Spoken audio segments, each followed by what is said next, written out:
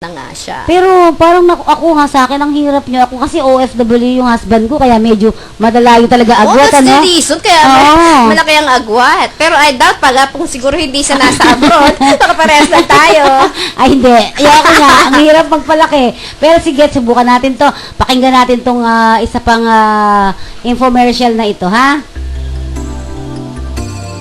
Maski mahirap ang buhay, kakayanin to. Para sa inyong kapakanan, ibibigay kahit ano.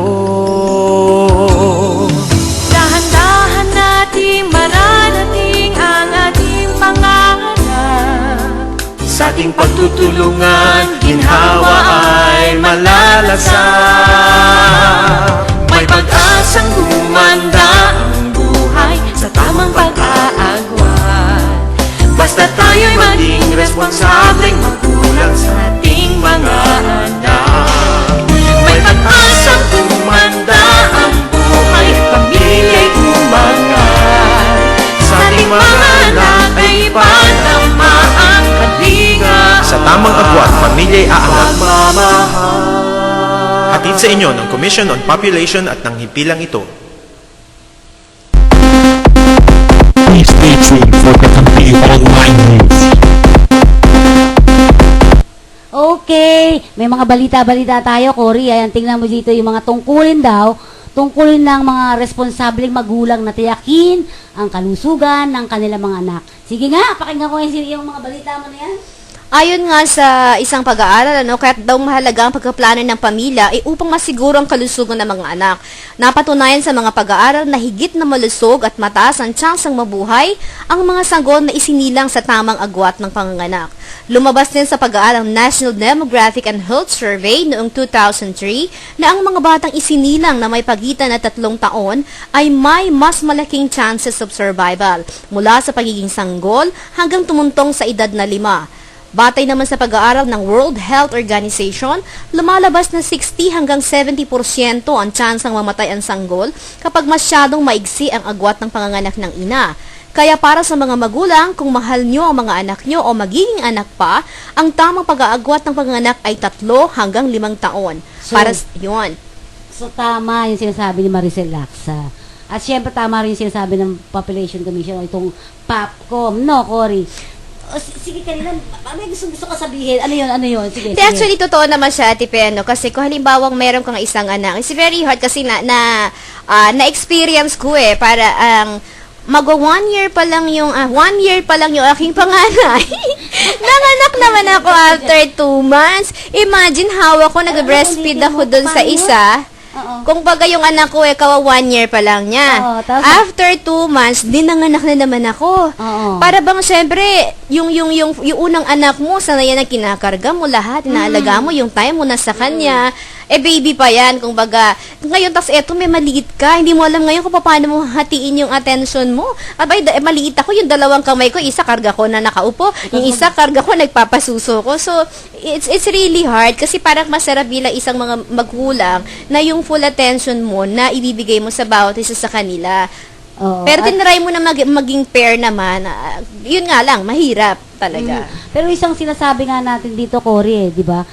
Yun, isang sinasabi, hindi mo maaasikaso naman yung isa. Di ba? Sa bayan. Yes. At saka, yung kalusugan, kasi napag-uusapan na rin lang naman yung kalusugan, di ba? Yung pagiging isang magulang mo, kailangan asikasuhin mo rin yung kalusugan mo. Di ba parang ang hirap, dahil hindi mo na maasikaso yung health mo, di ba? Parang yun na lang 2 bata, maglalaba ka pa. With all the house chores talaga. Pag umiyak yung yan. isa, kargahin mo yung isa. Minsan yung pagkain mo talagang mag-i-skip ka ng ilang oras bago ka makakain kasi patutulugin mo sila pareho. So, kakalabitin ka pa. Yun na nga. Doon ka talo. Another third na naman. Okay, kaya para sa karagdagang information po, ay sumangguni po kayo sa doctor, nurse, midwife, o barangay health worker, o dun sa ating mga numbers, Cory, yung telephone number natin. Yung ating 434-0936, dyan po tumawag kayo. Or, pwede kayong tumawag sa National Capital Region ng POPCOM sa 02-535-2226. Yan, kung nais po ninyo magpa-counsel, andito po si Ate Cory, lalo na doon sa parehong ilang anak mo? Anim. Yabang pa natin. Dalawa pa yung kunan dyan. Oo. Di mo, isipin mo yung gano'n, di ba? Kaya nga kung responsable ka sa pagiging isang magulang mo, dapat kinukonsider mo din, tama nga naman, kinukonsider mo rin yung kalusugan, di ba? And actually, walang biro, Ate Pe, ano? Oo. I'm asking yung ating mga kalalaikihan, yung ating mga husband dyan, na yung ating pagmamahali, alam naman natin yung ating nararamdaman sa ating asawa, pero mas ma-appreciate po namin kung pagdating po sa ganyang usapan, katuwang namin kayo. Oo. Kumbaga. So, siguro, yun yung isang mga napaka-importante na dapat nating tingnan ang kalusugan ng isang babae, ng isang nanay, ng isang magulang. Apektado rin naman pala, apektado rin ang mga tatay dyan, di ba?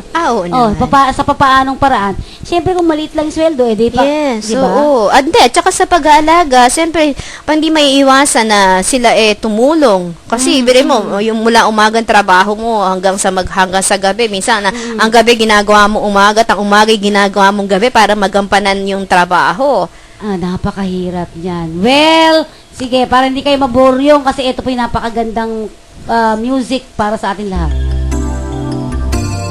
Maski mahirap ang buhay, kakayanin to. Para sa inyong kapakanan, ibibigay kahit ano. Dahan-dahan nating mararating ang ating pangarap. Sa ating pagtutulungan, ginhawa ay malalasap. May pag-asang gumanda ang buhay Sa tamang pag-aagwan, basta tayo'y maging responsableng magulang sa ating mga anak. May pag-asang gumanda ang buhay, pamilya'y umangat. Sa ating mga anak ay ipanama ang kalinga. Sa tamang agwan, pamilya'y aangat. Pagmamahal. Hatid sa inyo ng Commission on Population at ng himpilang ito.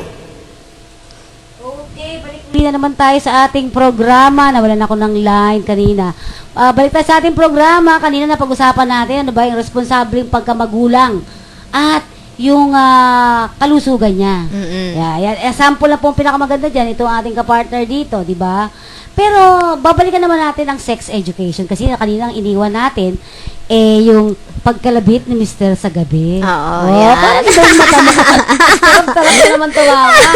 Okay, ano ba ang responsable na ang magulang parang nabubulol pag Hindi kasi, Ate Pe, ito sa totoo naman sinabi nila, responsable kang magulang o masasabi nating responsable kang magulang kapag ginabayan mo yung mga anak mo hanggang sa usapin tungkol sa sex education o yung pakikipagtalik. Although actually, very few talaga yung gumagawa niyan, ano? Kasi, body language mo, talagang bigay na bigay kung ka. baga, para sa atin, lalo na kung iba din yung klase ng pagkapalaki sa atin, para sa, ano ba yung tawag doon? Parang, it's a no-no, di ba? Kung baga, pag usaping sex. Kasi kami nga before, sabi nila, sabi ng mama ko, pag nanonood kami ng TV, Panoorin niya, basto? oo, may nagkikiss. Nagkikiss lang sila. Takpan niyo yung mata niyo, takpan niyo yung mata mo. Sabi, nung bata ko, ang feeling ko, kaya tuloy lumaki ang pananaw ko, para siyang, hindi magandang bagay. Kaya nung medyo nagdadalaga na ako, minsan, ayun, syempre, hindi mo maiwasan, nakakalat yung, may tsuhin akong binata na. Nakakalat yung kanyang Playboy magazine. Parang gusto mo parang, Nahuli. Mahilig ako sa comics, Ate Pe. Nakita ko ng mama ko, pinalo ako, bakit daw nagbabasa ako ng ganun? That time, I was so innocent, kumbaga walang malas yung isip mo. Na bad pala yung nagbabasa ng ganun. Kaya nga So, dapat natututo rin, hindi magiging curious yung bata. No, the more na nagiging curious ka. Kaya, pero batay sa report ng Commission on Population, hindi sapat ang kaalaman ng mga kabataang Pilipino sa usaping sexual. So, katulad ng sinasabi mo kaya nga siguro sa ating programa, binabanggit po natin to, lalong-lalo na po dun sa mga magulang na talaga namang parang ayaw na ayaw nilang